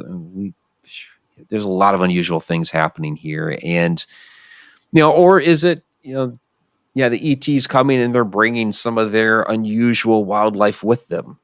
I tend to lean towards that a little bit. And I was researching for a show, I found there was a town in Italy, of all places, Amelia, you'll like this. These two little towns, and they had dragons fighting. And this is documented from medieval times. Okay. And they got this priest to come in.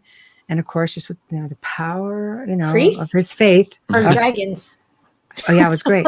So apparently, with the power of his faith, he brought down this freaking dragon, and and the rib bone from this dragon allegedly is in the church, and you can actually go and see it. Yeah, I've heard that story. So that's nothing to do with Game of Thrones. It's like we.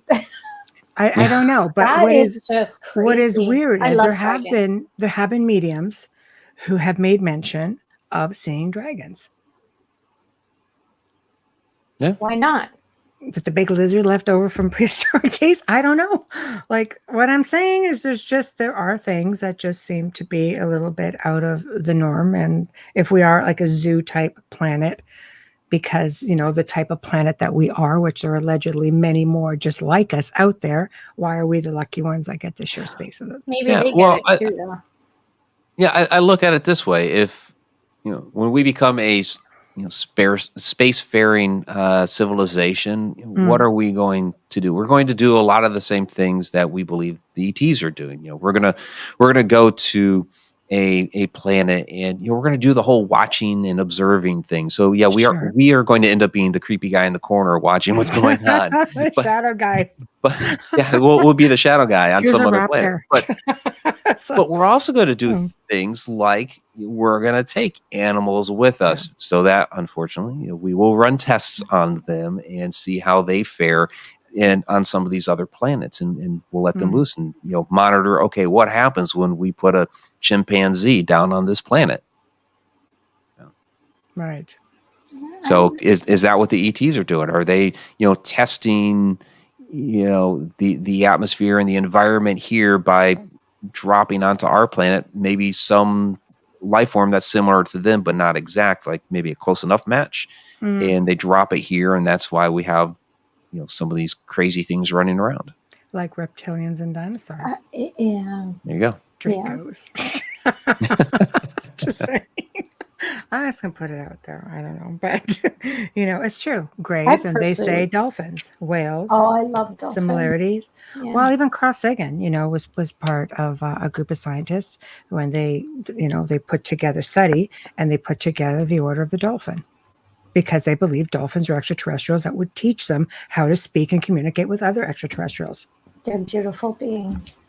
But they're smarter. Freaking dolphins have beat out humans in an IQ test. There's something that's funny. wrong. It's pretty sad. It's actually. true. There's something seriously crazy about that. Like, they're highly evolved beings. And you can beat out. How do you beat out a human in an IQ test? Like, what are they asking? They're compassionate as well. They're just But beautiful sentient beings. it just goes to show you, though, like, there's just species here. Some we see every day. Others were like the octopus. Let's talk about the octopus that apparently is There are a lot of people that believe that the octopus came here from out of outer space. Maybe it was panspermia or something like that. Where that dropped down, and because it's so different than other species on the Earth. Oh, it's like so versatile. I mean, I think there was a video just recently of one just having a stroll along the beach. Oh, yes. And that other one that gets through that little tiny hole and escapes his confinement in an aquarium. Yes. But They're you're looking at a being intelligent. that allegedly is supposed to be an aquatic sort of being. And they can do both. It's strolling along. It's waddling around on a big beach. And it's not near the water. Strange to see them walk on a beach. I'm not going to lie. Yeah. And they also, like chameleons, can change their skin color to, so that they can hide. They can camouflage really well. Yeah. Very well. I've seen that. I love that documentary. I can't remember what it's called, but it's all about it was incredibly educational. I didn't realize how intelligent they are, and I have to say, after watching that, I stopped eating octopus. I've never partaken. I'm just going to put that I'm out Italian, there. so I grew up on so it's just a lot of stuff I don't eat anymore. But anyways, I was just amazed at the way that they can go through the tiniest of holes. Yeah, now it's like eating a freaking alien. So no, I'm good with absolutely not. No. Mike, I haven't in years. What's next with you? What's next with me? Oh. Yeah, what are you doing? You guys are opening up over there, so you're going to get to start filming again, or what are you going to? Yeah, so we started doing a little bit of Shadow Dimension Season 2 while we were at the Hinsdale House. There's going to be a big chunk of that this June when I go to Egypt, so that's going to be absolutely amazing. Yeah. Yes, it will. Yeah. Yes. We do have some events starting here. So Parapsychon in Mansfield at the Ohio State Reformatory, that's this weekend. And then June 6th through 12th, Laughlin, Nevada, the UFO Mega Conference. I'll be talking about our Some Shadow People extraterrestrials. So finally starting to get into events and things like that again. Yeah, which is nice. It's a nice change for sure. And I think it'll be well received because people are just itching just to get back to, I was going to say back to normal. I mean, for us, this is pretty normal, I guess. But for some, it's considered paranormal. Oh, Anyway, so whatever, work with me, people. I need. Look, Mom, I need a pun. Yes. So very punny. It was very funny. I love that. Thank you. That was just like crickets. Like, you're my favorite. Yeah. Okay. So I'd like to touch on that just briefly. Extraterrestrials and shadow people. How do you put them together? Because I struggle with that one. Yeah, I mean, there's a couple different ways. So, I talked about the Albert K. Bender thing earlier, where his hat wearing shadow entities being ETs. Right. So that's one variety. Another way would be something coming down to this planet, trying to utilize some sort of cloaking device and not quite understanding the Okay. physiology of our eyes. Okay. They come off, instead of being camouflage, as some sort of shadow, or people talk about like seeing a shimmer man sort of thing. So that sort of thing as well. Um, Extraterrestrials that travel interdimensionally, because I think people think of ETs as always having to come in on like a flying saucer or some sort of spacecraft or whatever. Well, many of these may be so highly involved, they don't have to leave their home planet. They can just travel their consciousness or what have you to here and check things out. And, if they materialize here, how are they going to come off? They wouldn't be fully formed physically, because their physical body would be back on wherever they're at. That's a good point. Much like astral projection for people here, how we're having out of body experiences, who can travel. In fact, some shadow entities could very well be astral projections. That is a small section that I have in my book. Is that you think about, and this is the example that I give, is that a grandmother who knows how to astral project, that she lives 500 miles from her from her daughter and her granddaughter. She wants to, go visit at night. So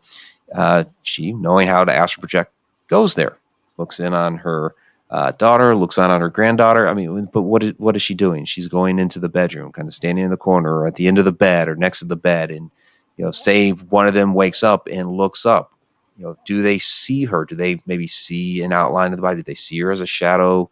It's a distinct possibility that some of these things that we're observing are just us. So now we have to be nicer to the shadow people. Amelia could be someone's grandmother. I can't send them flying anymore, can I? Now that Mike said that, I got to talk to them first, see what they say. Could be someone's grandma. We can't be mean. Well, the ones that we've been tossing haven't exactly been friendly when we're in there. Yeah. So. You do get some nasty ones. I have been in on those cases where you do have some, nastier shadow entities. Yep, they do exist, of course. All of them that we've had, unfortunately, have been that way. Bad people, bad shadow person. Yeah. Well, I don't know. I've yet to have a really good experience. But then again, I think, would I be comfortable with it? Just because it's been, and again, even as a researcher and being open-minded, I'm still conditioned to a degree to, when I see something like this, I automatically lean to,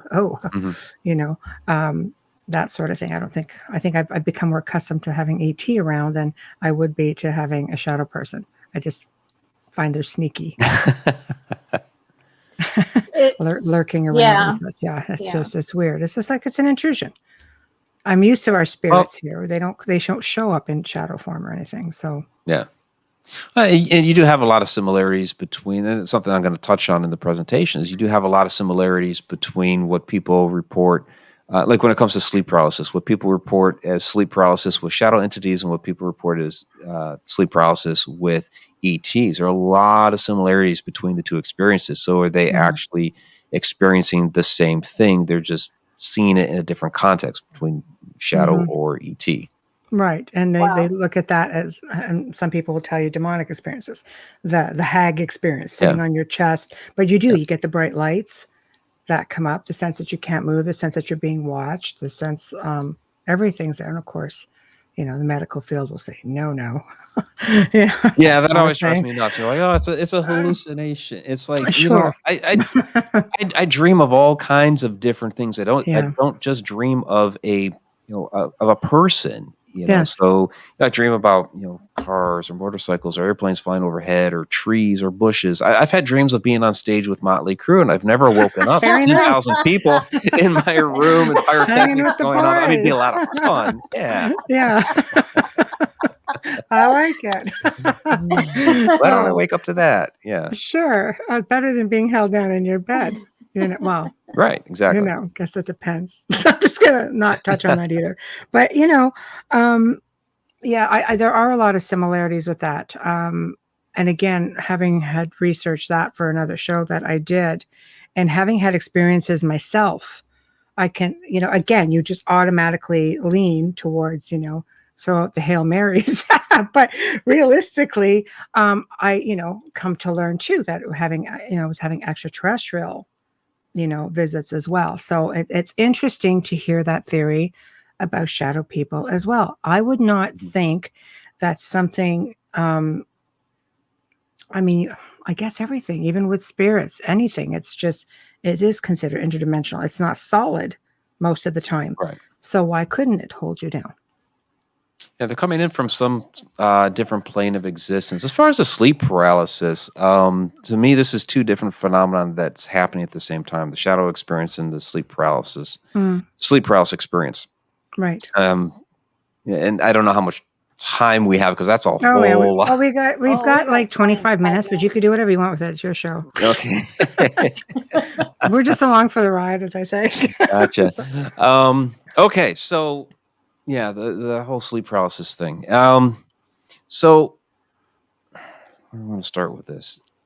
So people wake up in the middle of the night. I mean, sleep paralysis is a real biological phenomenon. It absolutely happens where the body will paralyze itself while you're sleeping, so you don't act out your dreams while you're sleeping. It usually happens for people when they wake up, where they will still be paralyzed and they suddenly can't move, and it's very frightening and disconcerting. I've had it twice the opposite way, in which all of a sudden my physical body just shut down because it was so exhausted. My mind was still awake.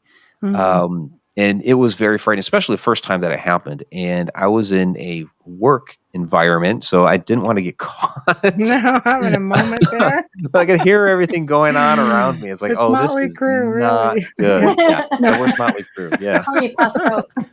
Yeah. Okay, so, crazy. So I was very frightened. Between I can't move, and I don't want to get caught. So what in the world do I do? And I figured out, okay, let me just try to wiggle a toe. Can I do that? And can I wiggle another? And basically, kind of slowly woke up my body from my toes all the way out and up until I could wake up my head. And that's happened twice to me. Neither time did I see any shadow entities. But yeah, you get a lot of reports of people waking up in the middle of the night and they can't move. They're paralyzed. They see, the shadow entity and all of that. But here's what I believe is actually going on. Again, sleep paralysis being, one phenomenon, the shadow entity being the other. And, people who have had, small children will relate to this, or at least they should. Yes. When a child comes into the room, and a lot of times they'll kind of shake you awake if they had a bad dream, you drink water, whatever, go to the bathroom. Sometimes they don't. Sometimes they just stand there next to the bed and watch you. It's true. It's Yeah.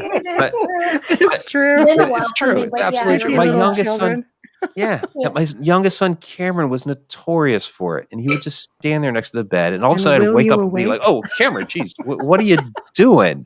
Yeah, they will And- you awake the by best. just staring Yeah. at you. They They're the do. best. Well, and there's a thing to that, yeah. And I'd take him to go to the bathroom, or maybe you had a bad dream or whatever. But okay, what was it that woke me up if he didn't touch me? Well, it was his presence, his energy. We each have a toroidal field of energy around us that extends out several feet. So when his energy entered my energy, at some point it hit me. Somebody is here next to me. I feel their presence right next to me, and I woke up and there's Cameron. Well, what I believe is happening is we're feeling the energy of these shadow entities, that because we feel them in the room, whether it's in the corner, at into the bed, or next to the bed, we're feeling their presence there. We're feeling their energy. That's what's waking us up. But sometimes we have that natural biological phenomena of we're still in sleep paralysis. And that's going on when we see this shadow entity, and all of a sudden now we're scared, we're frightened because there's an intruder in our room. There's somebody there that shouldn't be. And we start attributing the whole paralysis thing to them when it's really something separate that's going on while we're witnessing this. And so I don't believe the whole sleep paralysis is actually the shadow entity willing the paralysis upon us. I believe it's just happening at the same time that we're observing this. I know there's going to be a lot of people. Like the timing really sucks. The timing sucks, but yeah, it happens because you're vulnerable. There are plenty of people that wake up and they see a shadow entity standing there and they don't have sleep paralysis. I mean, my first experience, which was the only experience that had anything to do with sleep. I've seen all kinds of shadow. That's another thing about the medical community is, they attribute the shadow entity to the whole, waking in the middle of the night, sleep paralysis thing, all that stuff. And it's like, wait a minute, 99% of my shadow experiences, I wasn't even in bed. I was like, out of paranormal investigation, wherever. Yeah, I was awake, totally awake for all of it. But even the first one that I had where I woke up in the middle of the night and I saw this thing standing in the corner of my room, I was able to move. My mouth open, obviously my arms moved. When it ran down the hall, I turned my head and watched it go. I have one report in my book, A Walk in the Shadows, where the one guy, he woke up in the shadow sitting on his chest, one of the kind of old hag type stories, but he was able to move. He actually physically threw this thing off him and onto the floor, and they both went rolling on the floor together. So he was able to, so this was a physical manifestation for him. Right. Yeah. See, this is crazy. It is. Not enough of things lurking, but you can actually touch it. That's even just more bizarre. So, okay. There was a shadow being in the house actually about a week ago. And this house is like jet black at night. And I could see the darn shadow. It went through crossed over one of my mirrors. Because, I have like this winding, huge staircase. It's all mirrors, strategically placed, just saying. Okay, it's bouncing around off each other. People come and film here and go, oh, okay, I'm a thinker. It's so beautiful, though. It's so beautiful to look at. But I did, with measurements, make sure nothing reflected on anything. So just because of that whole mirror portal thing, so I didn't need that crap going on top of everything else. You'd be the last person to do that, to create a portal in your own house. Yeah, right. But being pitch black, I could see, somehow, I could see this move. So is it that blacker than black thing that you hear about with entities? Is this sort of the same idea? Because I thought that was very strange. I mean, there are a lot of different forms. I mean, it kind of sounds like maybe a mist or a wisp that you observed. Humanoid form. This was a humanoid form? Okay. Yeah, bring me right out. I was like... Yeah, I mean, I hadn't fallen asleep yet. But it did. I could see an outline. So let's just go with humanoid. Tired. Could have been alien. I don't know. I didn't see the head. But I could see a humanoid form, really. With shoulders and tapered down. And shoulders and everything. Okay. Yeah. It was just very strange. Because, like I said, the spirits of this house don't manifest that way. So. Well, it could have been somebody passing through. Yeah. Not usually. This house is like Fort Knox. So it's, unless you're a freaking alien, because apparently it doesn't work with them. But okay. Well, I just thought I would pick your brain on that because you don't almost expect to see shadows in the dark. Yeah, they're like an occlusion of light. So when you're looking in the middle of the night, even when you're just going to sleep, your room is not like 100% dark. There's usually a little bit of a light source somewhere, so it's like extremely dim. It almost looks black, but it's not as black as it could be. So unless you just kind of like totally box yourself in, I don't know, cement yourself into a little box or whatever. The walls here are like 3 feet thick, so it's are they okay? It's weird because we have a tower where a street light reflects and it lights up the whole tower, and it hits the mirror and lights up the whole second floor. That just doesn't happen anymore. And I'll leave out there. But so yeah, this You might shadow want to thing. investigate her house. Yes. Sounds like it. Sounds like a pretty cool house. Yeah. Next episode. Yeah, it's There we a 1872 Gothic Revival manor. It's fun. Oh, nice.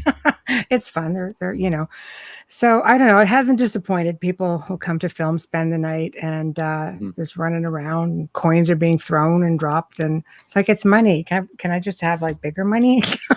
Yeah, free money. You gotta Keep like your that. dimes. Give me Gold bigger bars. money. I'll take one on the head. Give me a gold bar. Yeah. That's it. I'll take one on the head. Don't worry. Yes, You just know, one gold bar, please. That's all I need Old right silver now. coins, anything.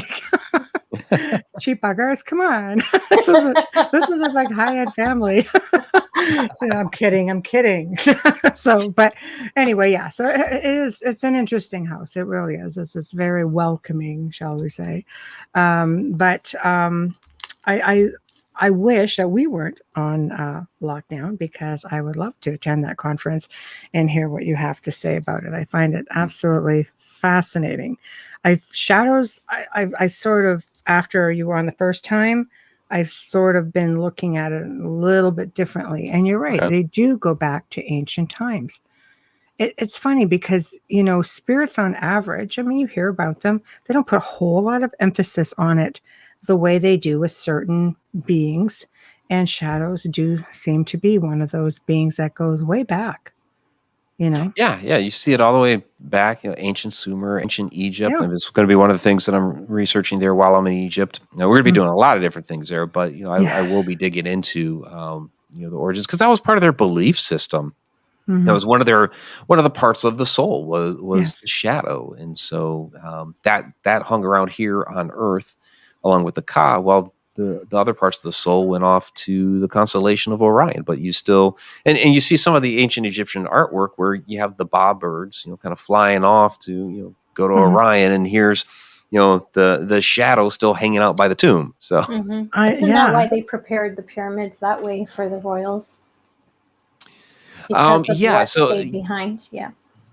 Yeah, they would do a lot of interesting things within the tombs. Like they would make a fake door. So they would basically kind of carve in this doorway, of course, put all the hieroglyphs and everything. But that would be a way for the soul to kind of go in and out. If it wants to like visit another realm, it could go through the door, and then it could come back. So makes you wonder: was it really interesting things like symbolic, that. or did they create a portal?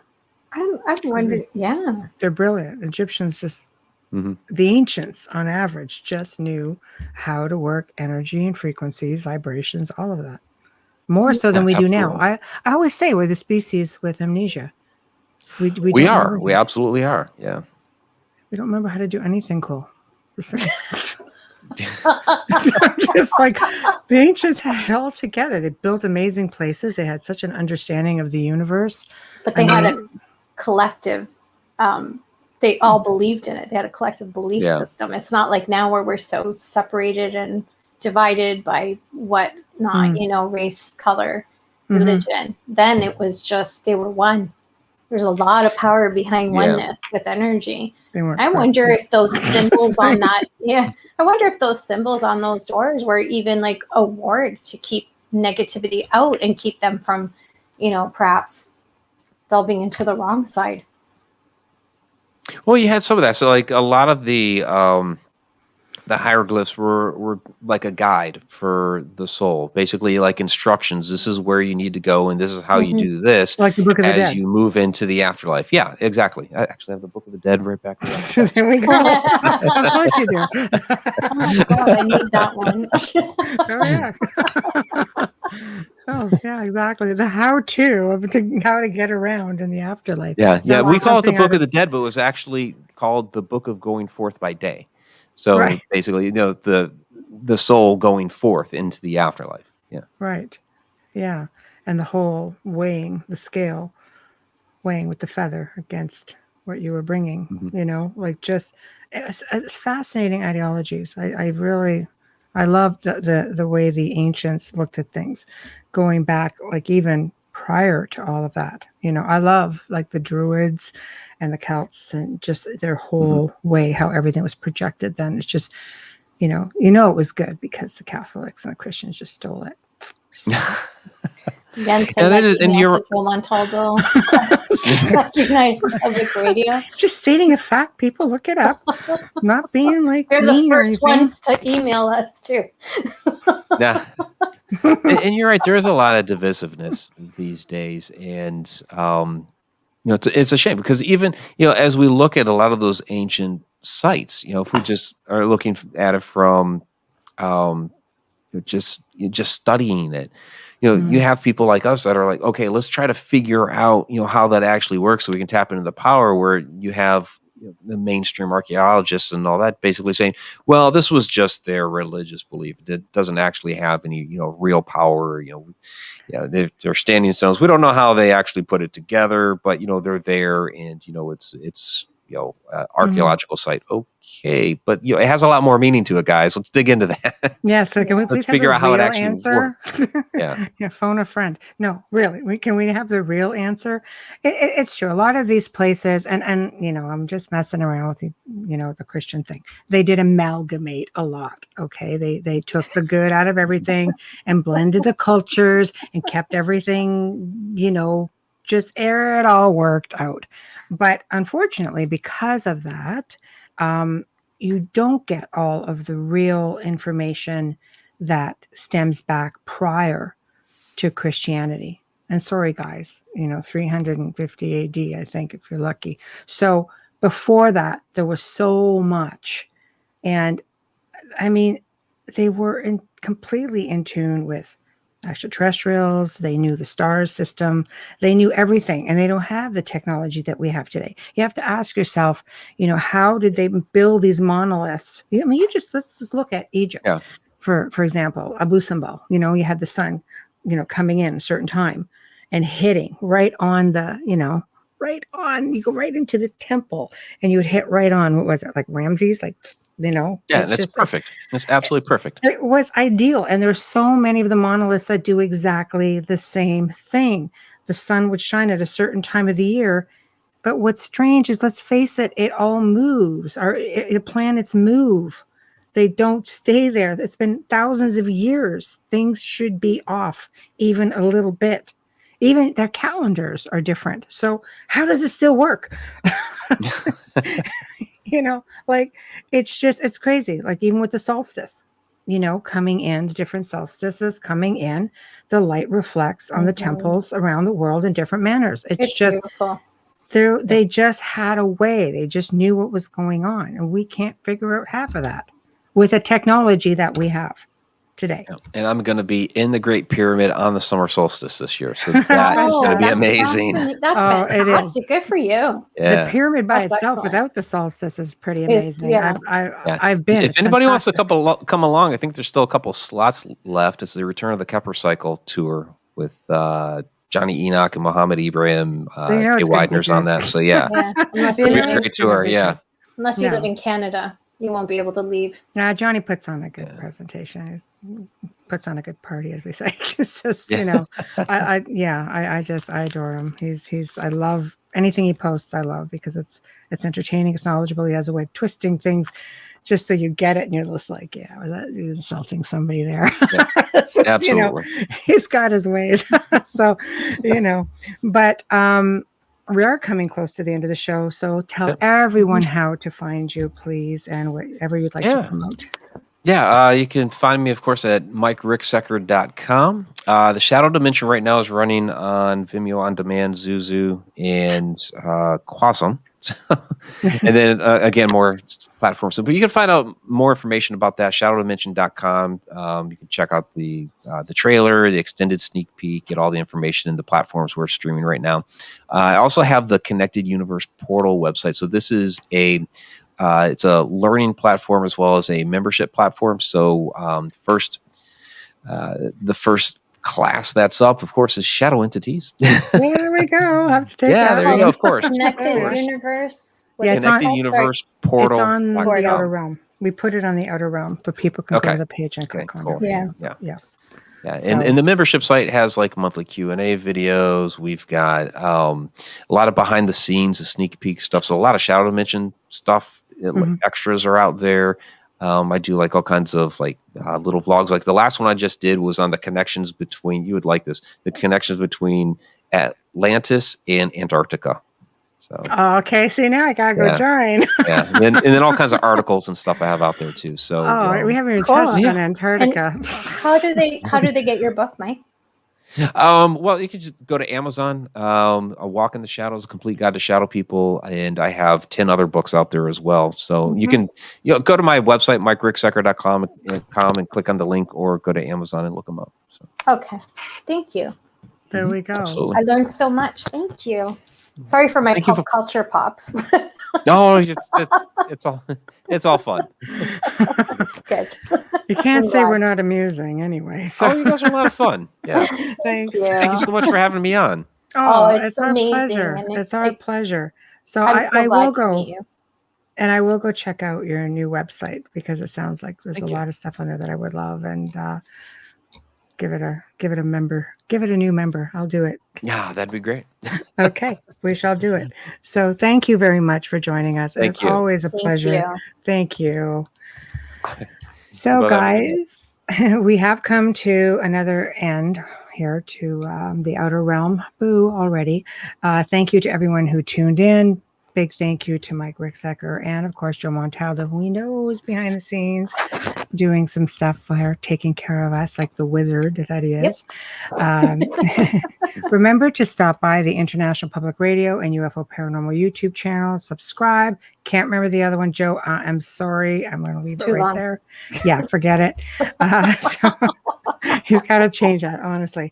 So while you are there, please head on over to the Outer Realm group page on Facebook. Follow us on Instagram if you'd like to see a specific guest or topic on the show, or perhaps you might be interested in coming on yourself. You're going to be waiting a while, though, because we are well into the fall. I think if we've got maybe a handful of spots left to book all for the remainder of the year, I'd be surprised. So, but go on over to the Outer Realm Contact at gmail.com. Again, the Outer Realm Contact at gmail.com. Join us tomorrow night as we welcome back Mr. Stephen Myers to the show. He will be discussing his further research on the ancient Pyramid of Giza as an elaborate water pump system. Wow. So thank you, everyone, and good night.